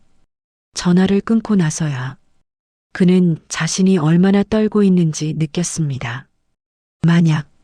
정말 만약 그녀가 하연이라면, 만약 지금 새로운 단서가 눈앞에 주어지고 있는데 그걸 또 놓친다면 그는 조용히 속삭였습니다. 이번엔 절대로 놓치지 않겠습니다. 같은 시각 하리는 침대에 누워 조용히 천장을 바라보고 있었습니다. 그녀의 손끝은 자기도 모르게 목에 걸린 반쪽 하트 목걸이를 만지고 있었습니다. 평생 이유도 모르고 지켜온 목걸이. 이상하게도 오늘은 그 목걸이가 마음을 더 복잡하게 흔들었습니다. 그리고 문득 결혼식 버질로드 위에서 자신의 손을 잡아주던 박지연의 모습을 떠올렸습니다. 왜 그 순간 눈물이 날 만큼 마음이 흔들렸는지 도무지 설명할 수 없었습니다. 왜 저분을 보면 그녀는 그 생각을 끝맺지 못했습니다. 그때 베개 옆에 둔 휴대폰이 갑자기 울렸습니다. 화면에는 발신자 이름이 또렷하게 떠 있었습니다. 박지연 청장. 하리는 놀란 숨을 들이키며 휴대폰을 손에 들었습니다. 왜 이 시간에? 무슨 이유로? 그녀는 망설이며 화면을 바라보고 있었습니다. 그리고 전혀 다른 장소, 어두운 방 안, 다른 휴대폰 하나가 진동과 함께 켜졌습니다. 그 화면에는 짧고 냉랭한 문장 하나가 떠 있었습니다. 그 아이 돌아왔습니까? 그 문자를 읽는 손이 심하게 떨렸습니다. 강도현. 그는 핏기가 가신 얼굴로 휴대폰을 내려다보며 입술을 깨물었습니다. 돌아오면 안 되는데. 그의 목소리는 두려움과 죄책감이 뒤섞인 절망 그 자체였습니다. 하리는 휴대폰을 손에 쥔 채 한참 동안 화면 위에서 시선을 떼지 못했습니다. 청장님이 왜 이 시간에? 그녀는 조심스레 통화 버튼을 눌렀습니다. 여보세요? 청장님? 잠시 정적이 흐른 뒤 박지연의 낮고 차분한 목소리가 들려왔습니다. 하린 씨, 죄송합니다. 늦은 시간에. 아닙니다. 무슨 일이세요? 그녀의 목소리는 예상보다 더 떨렸습니다. 스스로도 이유를 설명할 수 없었습니다. 왜 이 사람의 목소리를 들으면 안도감과 울컥함이 동시에 밀려오는 걸까? 전화기 너머에서 지연이 조심스레 말을 이어갔습니다. 혹시 오늘 많이 놀라지 않았습니까? 네, 조금요. 그 상자 때문에 불안해 보였기에 걱정돼서 전화드렸습니다. 하리는 잠시 말문이 막혔습니다. 그는 박스 앞 물건이 무엇인지 모른 채 자신을 걱정하고 있었습니다. 청장님은 정말 친절하시네요. 그런 게 아닙니다. 그저 어떤 이유에서인지 하린 씨가 신경 쓰여서 그렇습니다. 그 말에 하린의 목이 순간적으로 뜨거워졌습니다. 저도 청장님이 자꾸 생각나요. 짧고 조용한 대답이었습니다. 하지만 그 한마디에 두 사람 사이에 묘한 공기가 흘렀습니다. 지연은 말을 멈춘 채 숨을 가다듬었습니다. 혹시라도 무슨 일이 생기면 바로 연락하십시오. 시간과 상관없이 언제든지. 네, 그러겠습니다. 전화를 끊고 나서도 하리는 한동안 휴대폰을 내려놓지 못했습니다. 입술이 떨렸고 마음은 이유 없이 저릿했습니다. 왜 그러지? 그녀는 손끝으로 가슴 위의 반쪽 하트 목걸이를 가만히 만졌습니다. 오늘따라 이 목걸이가 왠지 자신을 울릴 것만 같았습니다. 그와 동시에 전혀 다른 공간, 어두운 방 안에서 강도연은 휴대폰을 움켜쥔 채 숨을 몰아쉬고 있었습니다. 방금 전 도착한 문자의 문장이 그의 뒷골을 서늘하게 만들고 있었습니다. 그 아이 돌아왔습니까? 아직 아닙니다. 그는 떨리는 손으로 답장을 쓰려다가 멈췄습니다. 돌아왔다고 말하면 안 됐습니다. 그러나 돌아오지 않았다고 말해도 이제 얼마 남지 않았다는 것을 그는 직감하고 있었습니다. 하린. 그 아이는 20년 전 놀이터에서 자신의 품에 안겨 울고 있던 그 얼굴과 너무도 닮았습니다. 아니, 같았습니다. 도연은 머리를 감싸 쥐었습니다. 왜 지금, 왜 이 타이밍에? 그는 주먹으로 벽을 한번 내리쳤습니다. 심장이 미친 듯이 뛰었습니다. 진실이 드러나면 그의 삶도 가족도 끝이었습니다. 그는 지켜야 했습니다. 그래서 20년 동안 침묵했고 그 침묵 위에서 겨우 삶을 유지해 왔습니다. 하지만 그 아이가 다시 나타났습니다. 그리고 청장이 움직이기 시작했습니다. 도연은 창문 밖을 보았습니다. 멀리서 보이는 하린의 아파트 불빛이 그의 시야에 들어왔습니다. 지켜봐야 한다. 지금은 지켜보기만 해야 한다. 그는 떨리는 숨을 토하며 휴대폰을 조용히 끄고 방을 나섰습니다. 그 시각 박지연은 재차 사건 파일을 펼쳐보고 있었습니다. 민트색 구두, 제비꽃 손수건, 반쪽 하트 목걸이, 사라진 두 물건, 딸이 착용하던 목걸이 반쪽, 보고도 얻지 못한 모든 단서가 한 번에 머리를 치고 지나갔습니다. 그는 중얼거렸습니다. 반쪽 목걸이, 할인의 목에도 늘 반쪽짜리 하트 목걸이가 걸려 있었습니다. 그녀는 그 의미를 몰랐습니다. 기억도 없었습니다. 하지만 그 목걸이를 평생 손에서 놓지 않았습니다. 지연의 손이 떨렸습니다. 확인해야 합니다. 그는 깊은 결심의 숨을 들이쉬었습니다. 이제 진실을 더는 외면할 수 없었습니다. 그리고 하리는 잠들지 못한 채 창밖을 바라보고 있었습니다. 어느 새벽보다 고요한 밤. 그러나 그녀는 이유 없이 가슴이 불안했습니다. 마치 아주 오래된 무언가가 조용히 눈을 뜨기 시작한 것처럼 박지연은 새벽부터 경찰청 지하 서버실 앞에서 기다리고 있었습니다. 전날 지시한 CCTV 복원 결과가 오늘 일부 나오는 날이었습니다. 새벽 공기는 차가웠지만 그의 손바닥은 땀으로 젖어 있었습니다. 청장님, 일부 파일이 복원됐습니다. 연도는 20년 전 놀이터 근처 카메라입니다. 기술 직원이 조심스레 노트북 화면을 돌려 보여주었습니다. 흐릿한 흑백 영상, 노이즈가 잔뜩 끼어 있었지만 지연의 호흡이 순간적으로 멈췄습니다. 작은 아이 하나가 미끄럼틀 아래에서 무언가를 주워들고 있었습니다. 아이의 얼굴은 식별되지 않았습니다. 하지만 복장의 실루엣, 민트색 원피스, 그리고 음성은 없었지만 아이가 뒤돌아서는 순간 남자의 그림자가 빠르게 다가오는 모습이 흐릿하게 포착되었습니다. 다음 순간 아이의 몸이 들어 올려지는 장면. 그와 동시에 작은 신발 하나가 벗겨져 바닥으로 떨어지는 장면이 영상 속에서 희미하게나마 포착되었습니다. 지연의 손끝이 떨렸습니다. 구두, 민트색 구두. 20년 전 놀이터에서 떨어져 있던 구두 한 짝. 박스 속에서 발견된 민트색 구두 한 짝. 물론 그는 박스 앞 물건을 직접 보지 못했습니다. 하지만 그 단서가 이어지고 있다는 강한 예감이 그의 숨을 죄어왔습니다. 기술 직원이 조심스레 말했습니다. 청장님, 이 남자의 얼굴은, 화면 속 남자의 얼굴은 여전히 그림자에 묻혀 확인할 수 없었습니다. 정면 영상이 없습니다. 사각지대였습니다. 지연은 고개를 끄덕였습니다. 그래도 충분합니다.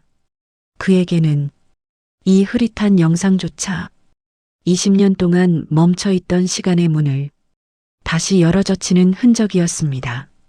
서버실을 나오자 비서가 다급하게 그를 불렀습니다. 청장님, 20년 전 당시 하연 양을 보호 조치했던 파출소 근무 경찰의 개인 메모를 찾았습니다. 서류 창고에서 발견됐습니다. 그는 즉시 메모를 받았습니다.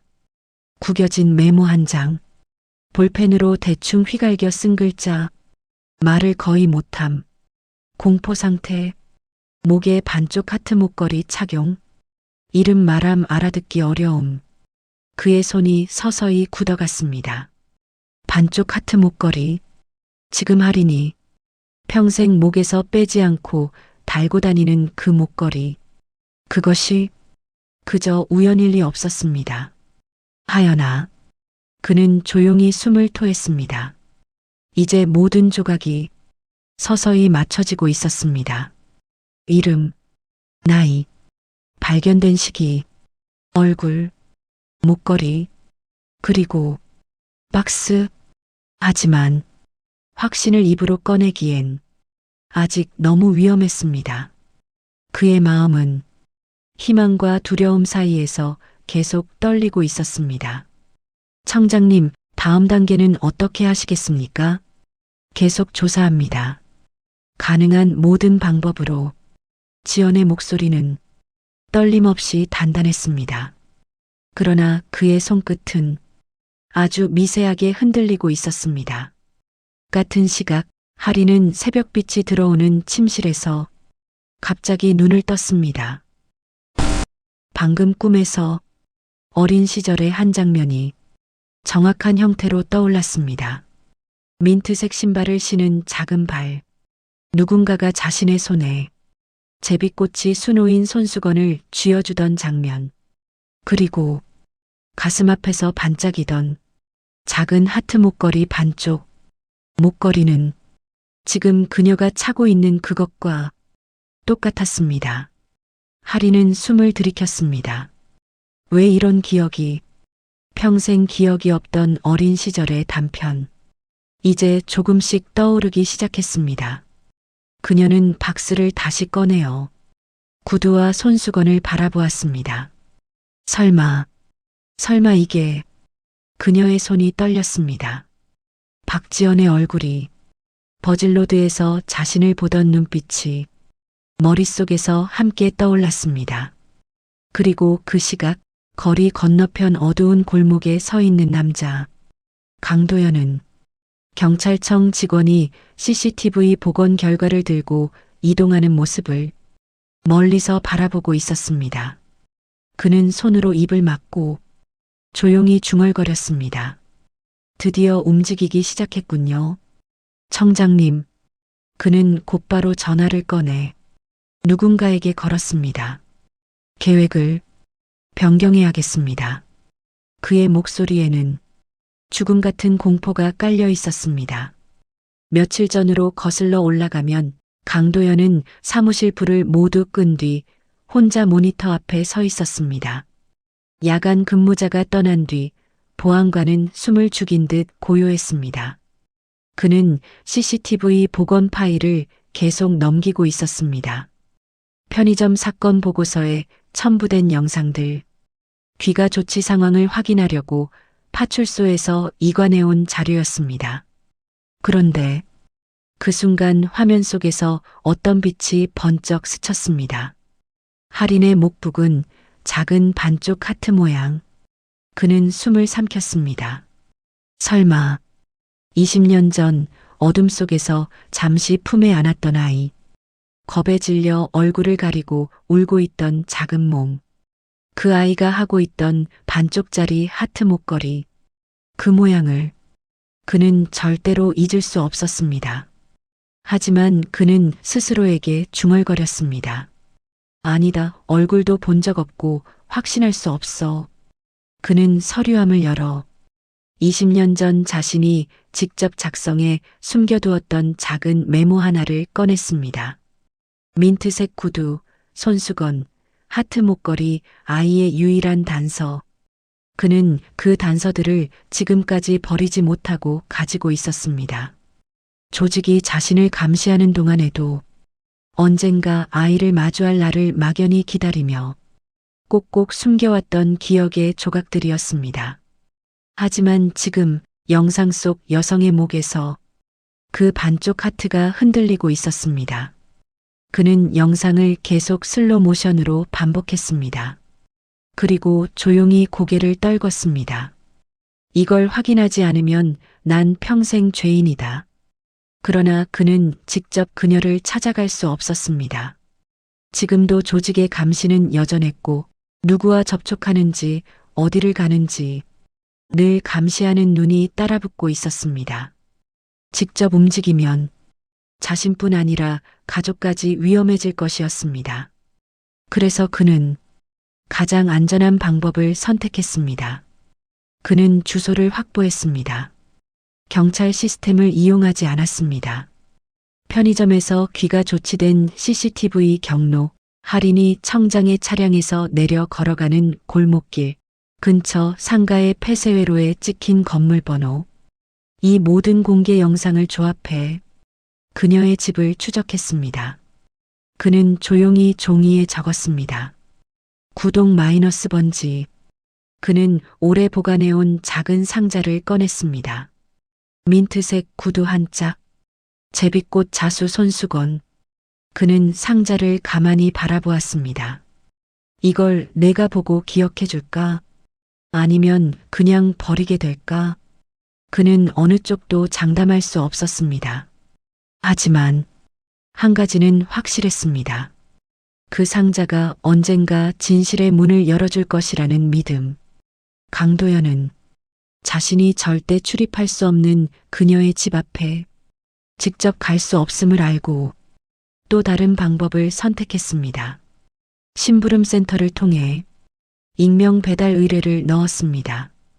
밤 9시 이후 이 주소 문 앞에 두고 오십시오. 벨은 누르지 마십시오. CCTV에 찍히지 않게 조심하십시오. 추가 금액을 더 얹자. 센터 직원은 아무 질문 없이 의뢰를 수락했습니다. 그날 밤 강도연은 먼 거리에서 그 장면을 지켜보고 있었습니다. 가로등 불빛 아래 배달원이 조용히 상자를 내려놓고 주위를 살핀 뒤 떠났습니다. 그는 멀리서 그 작은 상자를 바라보았습니다. 차 안에 숨어 누구에게도 들리지 않게 혼잣말을 했습니다. 혹시 내가 맞다면 미안하다. 정말 미안하다.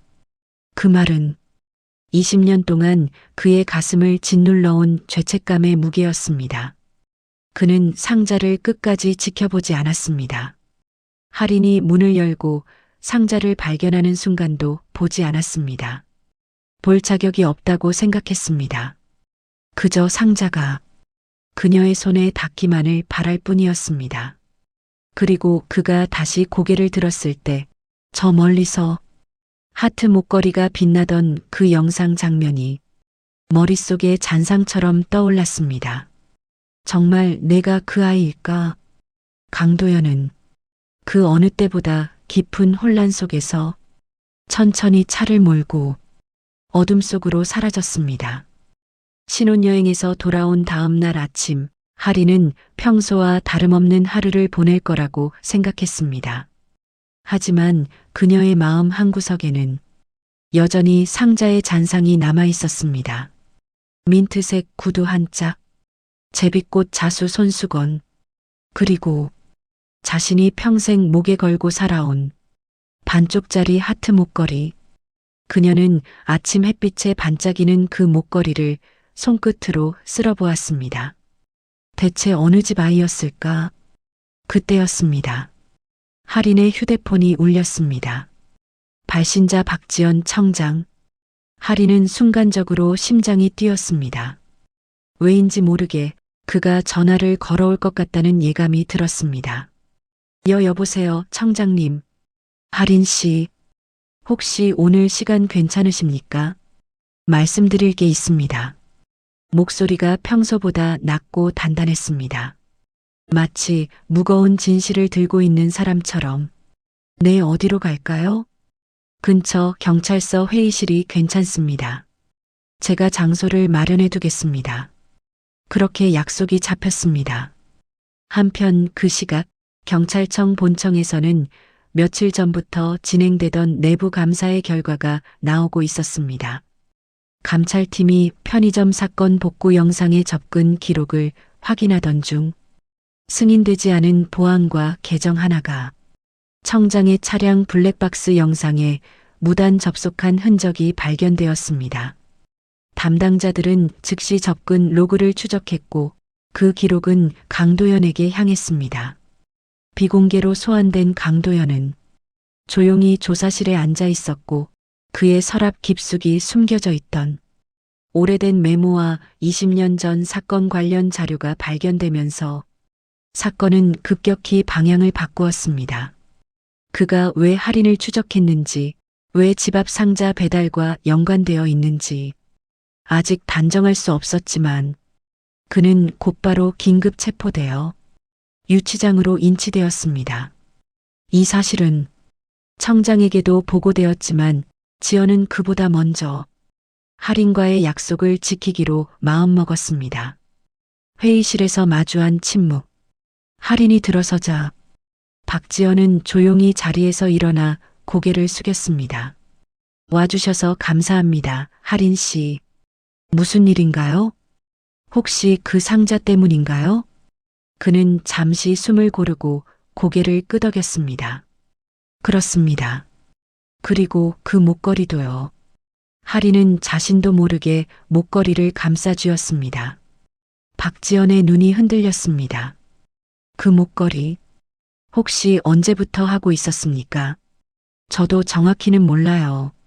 보육원에 있었을 때부터 항상 제 목에 걸려 있었습니다. 지연은 눈을 감았습니다. 역시 그랬군요. 왜 그러세요? 그는 조용히 자신의 서류철을 밀었습니다. 그 안에는 이미 10장에서 확인했던 20년 전 실종 아동 자료가 들어 있었습니다.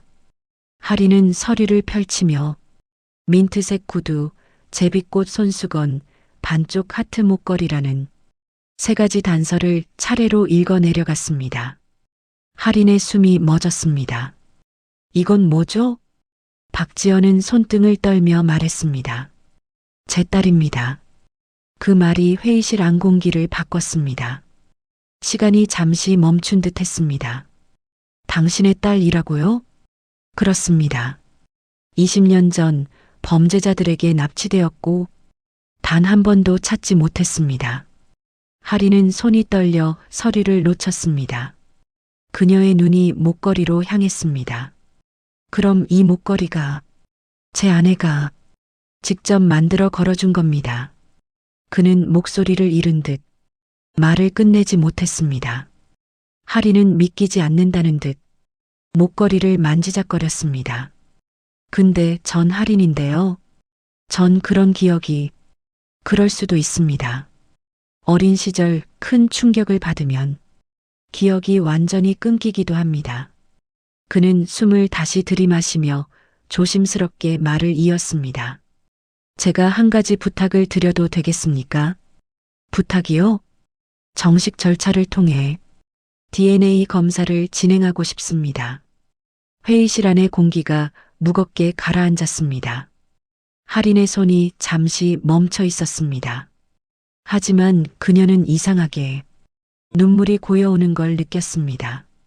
만약 진짜라면 그 말은 끝까지 이어지지 못했습니다. 저는 잃어버린 20년을 어떻게든 되돌리고 싶었습니다. 그리고 지금 하린 씨가 제 딸일 수도 있다는 가능성을 처음으로 현실처럼 느끼고 있습니다. 그의 목소리는 떨렸습니다. 하린은 조용히 고개를 끄덕였습니다. 검사할게요. 그는 안도의 숨을 내쉬었습니다. 정말 고맙습니다. DNA 검사, 그리고 기다림.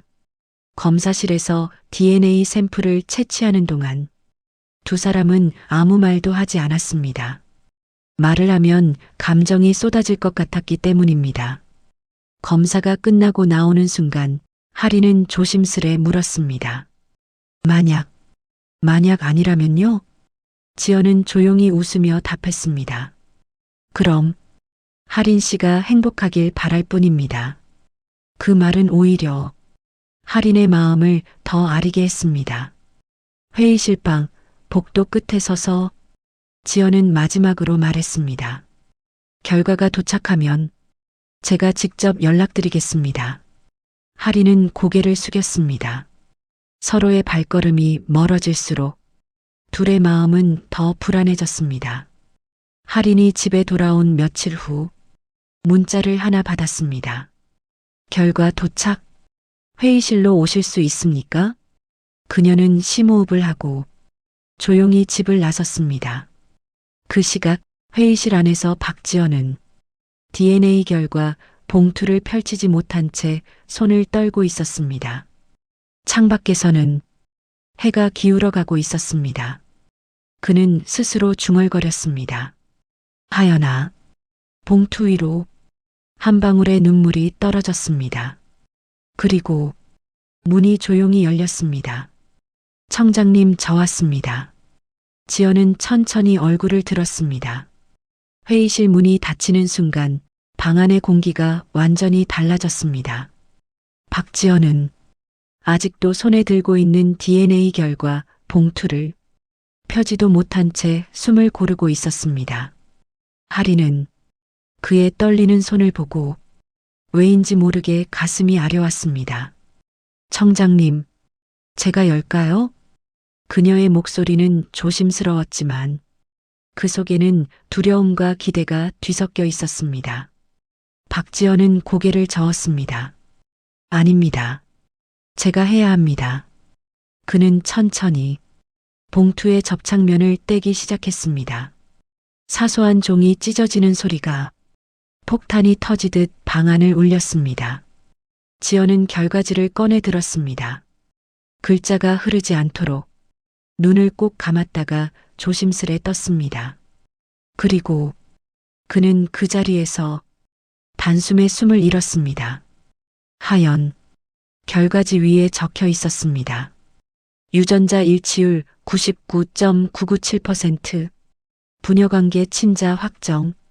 하리는 그것이 어떤 의미인지 말로 설명 들을 필요도 없었습니다. 그녀는 자기 손이 떨리는 걸 느끼며 숨을 삼켰습니다. 저예요? 제가. 지연은 결과지를 손에 쥔 채 한 걸음도 다가가지 못하고 그 자리에서 무너질 듯 흔들렸습니다. 하연아. 그는 그 이름을 20년 동안 한 번도 소리 내지 못했습니다. 그 이름을 부르는 순간이 언젠가 오기만을 기다리며 악몽 같은 세월을 견뎠습니다. 그리고 지금 그의 입술에서 처음으로 그 이름이 흘러나왔습니다. 하연아, 내 딸아. 하린하연은 그 말을 듣는 순간 가슴 깊은 곳에서 설명할 수 없는 감정이 폭발했습니다. 왜인지 모르게 눈물이 주르륵 흐르기 시작했습니다. 아빠. 그 단어는 그녀도 생각지 못한 채 튀어나온 말이었습니다. 두 사람은 누가 먼저랄 것도 없이 서로에게 다가갔습니다. 지연은 그녀를 품에 안는 순간 몸 전체가 흔들렸습니다. 미안하다. 미안하다. 하연아. 아빠가 너를 지켜주지 못해서 미안하다. 그의 목소리는 완전히 무너져 있었습니다. 하리는 눈물에 젖은 얼굴로 그를 꼭 끌어안았습니다. 아니에요. 아니에요, 아빠. 저도 그동안 왜 그랬는지 기억이 안 나는데 이상하게 따뜻해요. 얼굴에 닿는 그의 어깨, 가슴 깊은 곳에서 울리는 맥박, 부정할 수 없는 피의 떨림. 하리는 자신도 모르게 머리를 그의 가슴에 파묻었습니다. 아빠, 저 정말 맞아요? 지연은 그녀의 등을 조심스럽게 쓰다듬으며 말했습니다.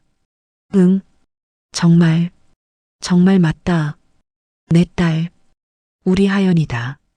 두 사람은 오랫동안 말도 하지 못한 채 서로에게 기대어 울었습니다. 그리고 또 한 사람. 그때 회의실 문이 조심스레 열렸습니다. 지연이 DNA 결과를 확인하기 전 미리 연락했던 그의 아내가 손을 떨며 서 있었습니다. 여보. 그녀는 하린의 목에서 반짝이는 반쪽 하트 목걸이를 보는 순간 숨을 잃은 듯 휘청했습니다. 하연? 그녀의 두 눈에서 눈물이 폭포처럼 흘러내렸습니다. 하린은 본능적으로 느꼈습니다. 아, 이분이 내 엄마구나. 그녀는 조용히 엄마 쪽으로 걸어갔습니다. 엄마는 손을 올려 하린의 뺨을 감싸쥐었습니다. 얼마나 찾았는지 너는 모를 거야. 하린의 눈이 또렷하게 흔들렸습니다. 그녀는 엄마의 손등에 남아있는 작은 바늘 자국들을 보았습니다. 혹시 손수건 만드신 분이세요? 엄마는 울음으로 말문을 잇지 못한 채 고개를 끄덕였습니다. 그 순간 하린의 머릿속에서 꿈처럼 스쳐 지나가던 이미지가 현실처럼 선명해졌습니다. 어떤 여자의 손, 자잘한 바느질 자국, 자신의 외투 주머니에 손수건을 넣어주던 감각. 그것이 눈부시게 되살아났습니다. 엄마, 그녀는 그 한 단어를 마침내 입 밖으로 꺼냈습니다.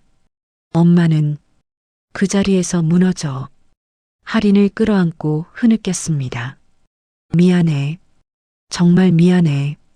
내가 너를 지켜주지 못해서. 그때 엄마는 떨리는 손으로 목에 걸고 있던 작은 목걸이를 꺼냈습니다. 반쪽짜리 하트, 할인이 차고 있는 것과 정확히 맞물리는 나머지 한 조각이었습니다. 이건 내가 사라진 날부터 단 한 번도 벗지 못했던 거야. 엄마의 목소리는 20년의 아픔을 고스란히 담고 있었습니다. 할인은 자신의 목걸이를 풀어 엄마의 목걸이와 맞추어 보았습니다. 찰칵, 두 조각이 완벽하게 하나가 되었습니다. 세 사람의 울음이 회의실 안을 채웠습니다. 20년 동안 끊겨 있던 선이 한순간에 하나로 이어지는 순간이었습니다. 할인은 아빠와 엄마의 품 안에서 처음으로 가족의 온기라는 것을 느꼈습니다. 그리고 그 따뜻함 속에서 조용히 속삭였습니다. 집을 찾은 것 같아요. 회의실에서 나온 할인은 떨리는 손으로 신랑에게 전화를 걸었습니다. 여보, 무슨 일 있어? 당신, 지금 시간 있어요? 응, 괜찮아. 왜? 할인은 숨을 고르며 말했습니다. 제가 말씀드릴 게 있어요. 아주 중요한 일이에요. 그날 저녁 두 사람은 조용한 카페에 마주 앉았습니다. 할인은 천천히 상자 이야기부터 DNA 검사 결과까지 모든 것을 털어놓았습니다. 신랑은 한동안 말이 없었습니다. 그러다 조용히 그녀의 손을 잡았습니다. 그럼 이제 장인어른 장모님이 생긴 거네. 할인은 눈물이 차올라 고개를 끄덕였습니다. 미안해요. 갑자기 이런 일이. 신랑은 웃으며 말했습니다. 왜 미안해? 당신이 가족을 찾았는데 나도 정말 다행이야. 그는 할인의 눈물을 닦아주며 진심으로 말했습니다. 이제 당신 혼자가 아니잖아. 그게 나도 너무 기뻐. 할인은 신랑의 품에 안겨 조용히 울었습니다. 며칠 후 강도연은 유치장 안작은 의자에 앉아 있었습니다. 그는 누군가를 기다리는 사람처럼 두 손을 꼭 모아 쥐고 있었습니다. 잠시 뒤 교도관이 조용히 말했습니다. 면회인 왔습니다. 강도연은 고개를 들었습니다. 그리고 멈췄습니다. 투명한 유리창 너머 할인이 조용히 서 있었습니다. 그녀는 어떤 미움이나 분노도 없이 조심스러운 눈빛으로 그를 바라보고 있었습니다. 왔습니다. 강도연은 숨을 들이키며 말했습니다. 할인 씨. 그녀는 유리창 앞 의자에 천천히 앉았습니다. 아니요. 저 이제 이름 찾았어요. 그녀는 조용히 미소 지었습니다. 박하연입니다. 그 이름이 흘러나오는 순간 강도연의 눈이 크게 흔들렸습니다.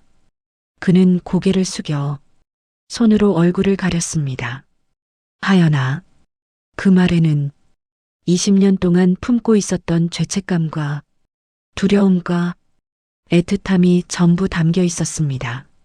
할인은 유리창에 손을 올렸습니다. 강도연 씨. 그녀는 그를 원망하지 않았습니다.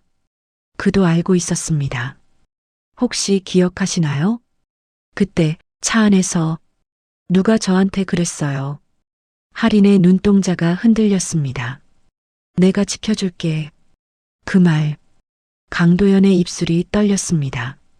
그는 천천히 자신의 손을 들어 유리창 반대편에 올렸습니다.